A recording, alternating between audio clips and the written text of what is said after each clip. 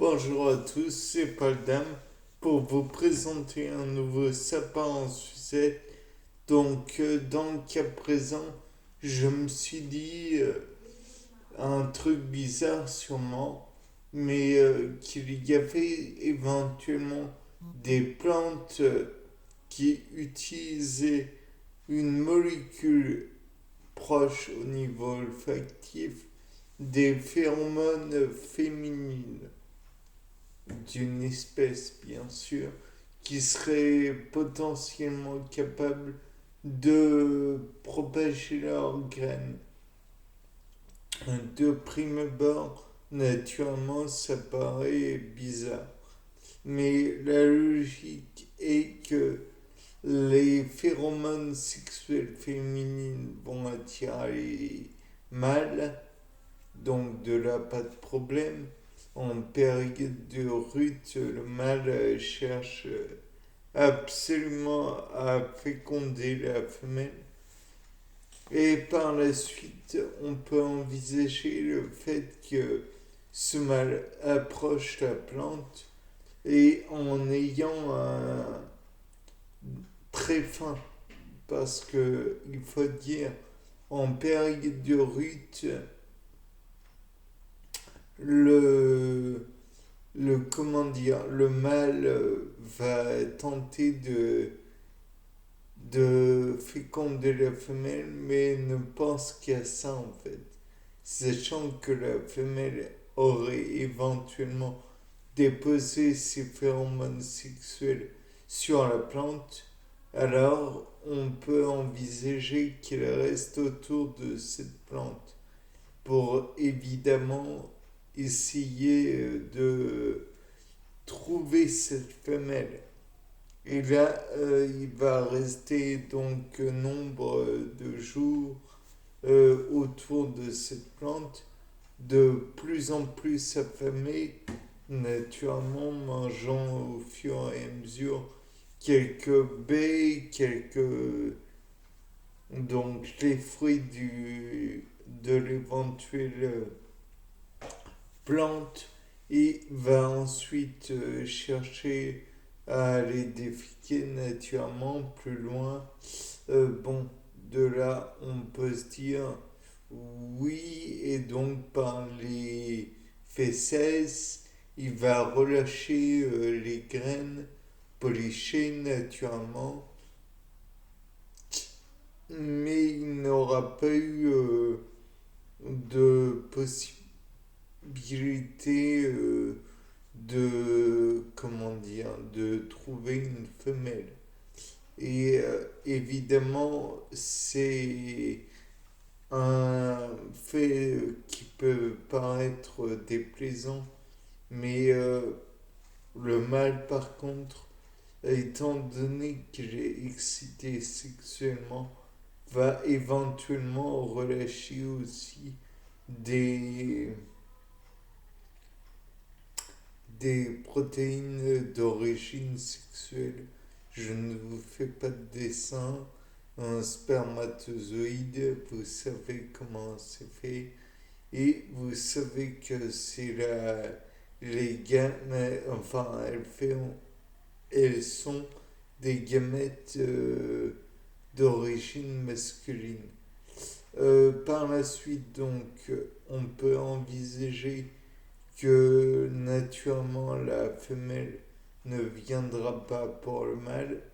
Elle a peur de, par exemple, l'insémination traumatique.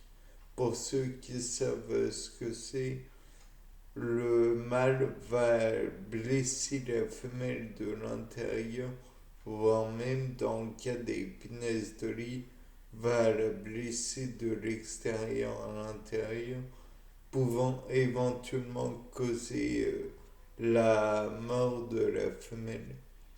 Donc de là, on peut imaginer que la femelle essaye d'échapper au mâle. Mais toujours est-il que celui-ci va produire de la testostérone, hormone stéroïdienne, qui va augmenter son agressivité naturellement et donc il va faire beaucoup d'efforts aussi. Donc je pense que vous comprenez qu'il va vite faire euh,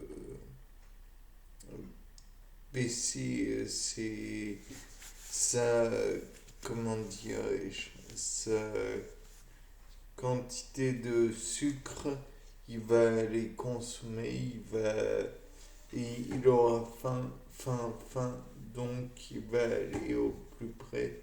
Donc l'arbre qui pourrait produire des hormones féminines, hormones sexuelles féminines.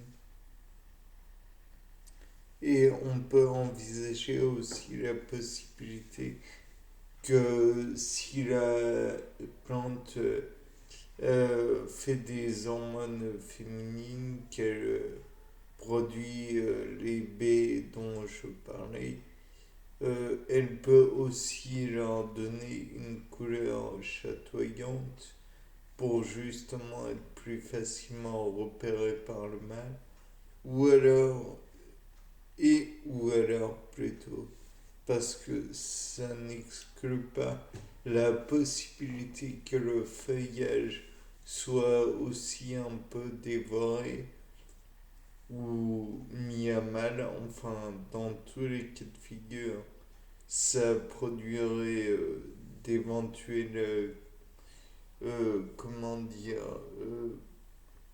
éventuellement des boutures ou donc permettrait une multiplication végétative et pourrait donc par la suite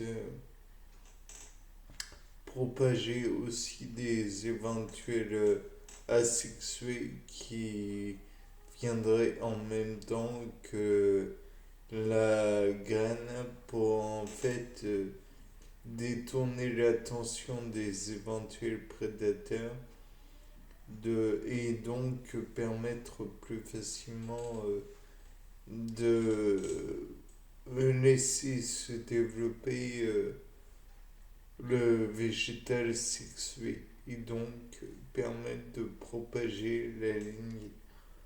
Il est aussi envisageable que ces boutures, si je puis dire, amplifient le signal olfactif qu'envoie la plante et donc les phéromones sexuels seraient envoyés en partie par les boutures, bien que peu, j'imagine du moins, peu importante en quantité ou par rapport à la graine, à l'individu sexué. On peut envisager aussi que cet individu sexué va être capable de comment de faire des fruits qui vont donner beaucoup plus d'appétit à l'animal et donc augmenter par la suite les éventuels ravages qu'il va faire ou alors manger plus encore de baies qui pourrait augmenter encore plus son appétit et comme on l'a vu pour Ephedra fragilis, il pourrait avoir envie de manger encore plus de baies, certes, mais pour aller encore plus loin, parce que Ephedra fragilis contient de l'éphédrine, éphédrine qui pourrait le maintenir en état de force suffisante pour aller d'autant plus loin et augmenter en même temps son appétit puisque les efforts qui sont demandés sont colossaux. Bien, je pense que j'ai fini pour sa part en sucette. C'était Paul Dame. Au revoir.